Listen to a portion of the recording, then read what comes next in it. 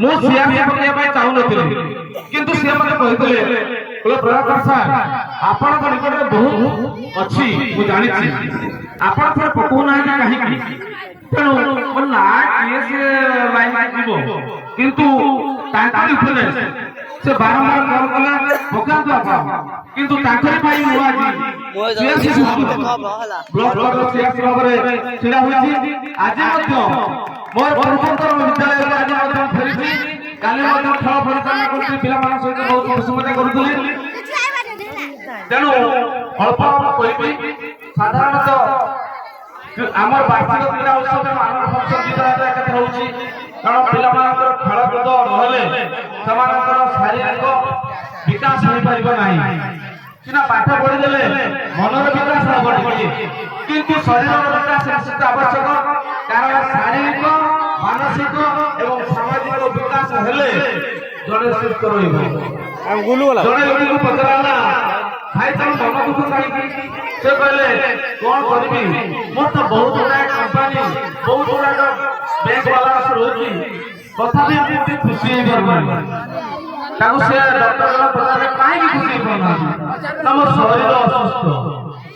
ଆରେ ଶରୀର ଅସୁସ୍ଥ ଆପଣଙ୍କର ଟଙ୍କା ବାଲାନ୍ସ ଅଛି କହିଲେ କଣ ହେଲା ଶରୀର ସବୁବେଳେ ଦୁର୍ବଳ ରହୁଛି ଅସୁସ୍ଥ ହଉଛି ତେଣୁ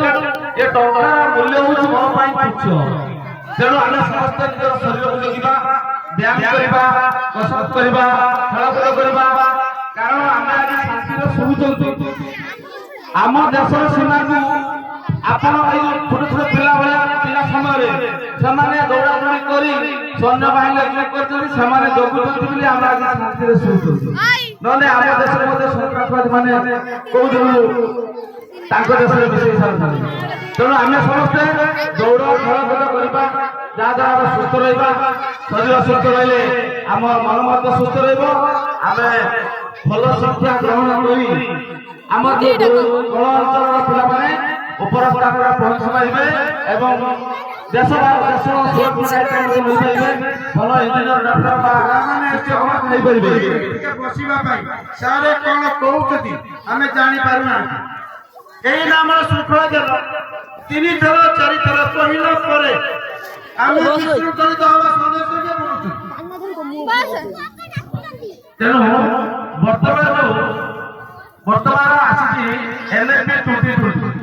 ନ୍ୟାସନାଲ ଏଜୁକେସନ ପଲିସି 2020 ଏପ୍ରିଲ ମାସ ଠାରୁ ଲାଗୁ ହେବ ଯେ ଭାରତ ସରକାରଙ୍କର ଗୋଟେ ନୂଆ ପଲିସି ଶିକ୍ଷା ପଲିସି ବିପ୍ଳବ କରିବା ପାଇଁ ତେଣୁ ଆମେ ସମସ୍ତେ ଟିକେ ସେ ବିଷୟରେ ଜାଣିବା ଏବେ ଏଇ ଯୋଉ ବିଗତ ବର୍ଷର ଛାତ୍ର ପାଠପଢା ଚାଲିଛି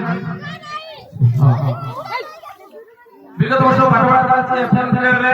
ତେଣୁ ତାକୁ କିପରି ଆମେ ଆଗକୁ ନବା ତେଣୁ ବିଭିନ୍ନ ପ୍ରକାର ଶିକ୍ଷା ବ୍ୟବସ୍ଥାକୁ ଆମେ ଜାଣିବା ତେଣୁ ସେଥିରେ ମଧ୍ୟ ଅଛି ଖେଳକୁଦ ନାଚ ଗୀତ ମାଧ୍ୟମରେ ଆମେ ପାଠ ପଢିବା ଏବଂ ଆମର ଶିକ୍ଷାକୁ ଅଗ୍ରଗତି କରିବା ତେଣୁ ପିଲାମାନଙ୍କୁ ମୋର ବିଶେଷ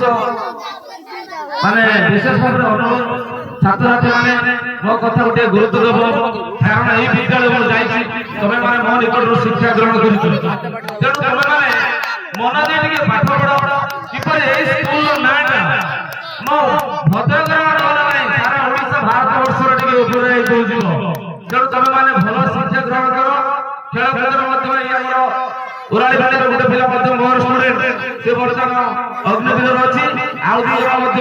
ସିଲେକ୍ଟ ହେଲେଣି ତାଙ୍କର ଫାଇନାଲ ମେରିଟ୍ ଲିଷ୍ଟ ବାହାରିବ ତେଣୁ ତମେ ମାନେ ମଧ୍ୟ ଚେଷ୍ଟା କର ମୋ ଷ୍ଟୁଡେଣ୍ଟ ସେ ଦୁଇ ମଧ୍ୟ ଥିଲେ ତମେ ମଧ୍ୟ ଚେଷ୍ଟା କର କିପରି ଏଇ ବିଦ୍ୟାଳୟର ନାଁଟା ଉପରେ ରଖିବ ତମେ ଏଇ ବିଦ୍ୟାଳୟ ନାଁ ଉପରେ ରଖିଲେ ମୋ ନାଁଟା ମଧ୍ୟ ତମ ପଛେ ପଛେ ଗୁଡା ହେଇଯିବ ଯେ ଆମେ ଏଇ ସାର୍ ଆଗରୁ କିଛି ପାଠ ପଢୁଛୁ ତେଣୁ ଏତିକି ମୁଁ କହୁଛି ମୋର ଏଇ କଥାକୁ ରକ୍ଷା କରିବ ମନ ଦେଇ ପାଠ ପଢ ଏବଂ ଏ ବିଦ୍ୟାଳୟର ନାଁଟାକୁ ଉପରେ ରଖ ଏତିକି କରିବା ମୋର ବକ୍ତବ୍ୟକୁ ବିରାମ ଦେଉଛି ଏବେ ଆମର